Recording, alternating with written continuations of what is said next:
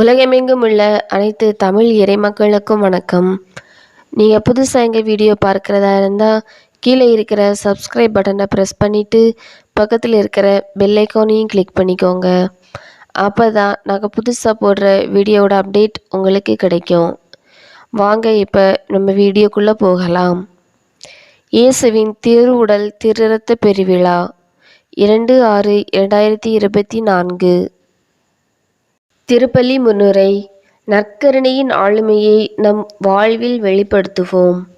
இறையேசுவில் இனியவர்களே, இன்று தாய் திரு அவையானது இயேசுவின் திருவுடல் திருரத்த பெருவிழாவை கொண்டாடி மகிழ்கின்றது.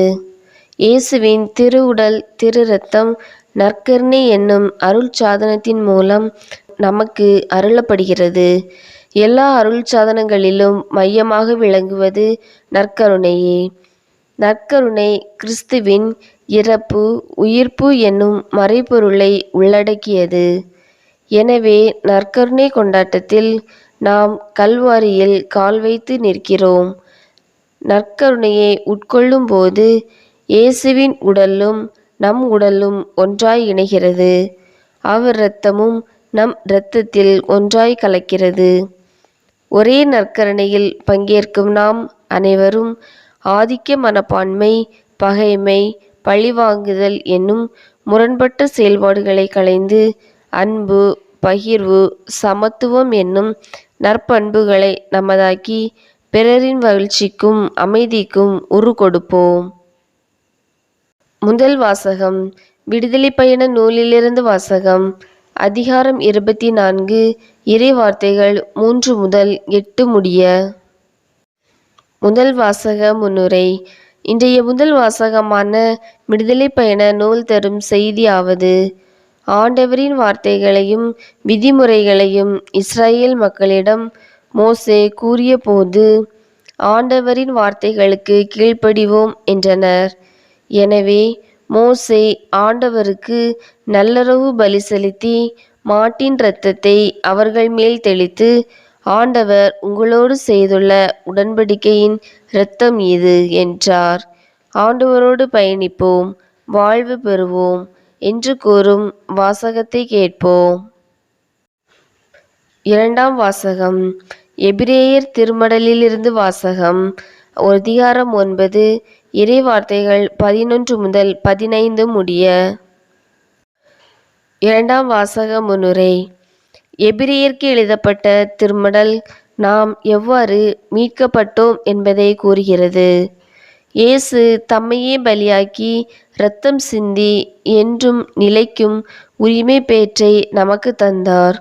புதிய உடன்படிக்கையின் இணைப்பாளரான இயேசு தம் சாவின் மூலம் நம் குற்றங்களிலிருந்து நம்மை மீட்டு அருள் வாழ்வை பெற்றுத்தந்தார்.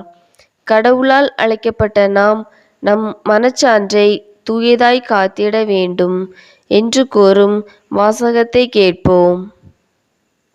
விசுவாசிகள் மன்றாட்டு. திரு அவையை வழிநடத்தும் அன்பு இறைவா, எங்கள் திருத்தந்தை, ஆயர்கள், அருள்பணியாளர்கள், அருள் சகோதரிகள், துறவிகள் அனைவரையும் அரவணைத்து காத்தருளும். அவர்கள் நற்கருணை வழியாய் ஞானமும் வல்லமையும் பெற்று உமது சாட்சியாய் வாழ வேண்டுமென்றும் இறை அழைத்தல் பெருகிட வேண்டுமென்றும் உம்மை மன்றாடுகிறோம். அனைத்து உலகையும் காத்து வழிநடத்தும் அன்பு இறைவா, எம் நாட்டு தலைவர்கள், சமூக தலைவர்கள் மீது உமது ஆசீரை பொழிந்தருளும். அவர்கள் நாட்டு மக்களின் தேவைகளையும் உணர்வுகளையும் புரிந்து மக்கள் வாழ்வில் வளர்ச்சியும் மகிழ்ச்சியும் தந்திட வேண்டுமென்று உம்மை மன்றாடுகிறோம். இரக்கமே உருவான அன்பு இறைவா, பாவிகள், ஏழைகள், நோயாளிகள் மேல் இயேசு அக்கறை கொண்டு அவர்கள் வாழ்வில் வளம் சேர்த்தது போல நாங்களும் அண்டை அயலாரில் துன்பம் கண்டு ஆறுதல் அளிப்பவர்களாகவும் உதவுபவர்களாகவும் வாழ வேண்டும் என்று உம்மை மன்றாடுகிறோம். வாழ்வின் வழிகாட்டியாம் அன்பு இறைவா, நவீன உலகில் வாழும் நாங்கள் இவ்வுலக இன்பங்களை மட்டுமே நாடி தேடாமல் ஜெபித்தல், திருப்பலி கொண்டாட்டத்தில் பங்கு பெறுதல் என ஆன்மீக காரியங்களில் அக்கறை கொண்டவர்களாய் வருங்கால தலைமுறையினருக்கு எடுத்துக்காட்டாய் வாழ வேண்டுமென்று உம்மை மன்றாடுகிறோம்.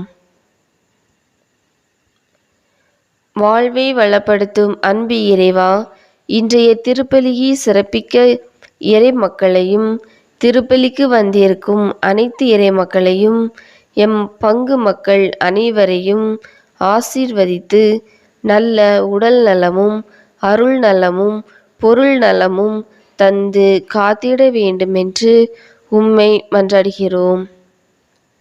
ஆமீன். உங்களுக்கு எங்கள் வீடியோ பிடிச்சிருந்துன்னா லைக் பண்ணுங்கள், கமெண்ட்ஸ் பண்ணுங்கள், உங்கள் உறவினர்களுக்கும் நண்பர்களுக்கும் ஷேர் பண்ணுங்கள். நன்றி.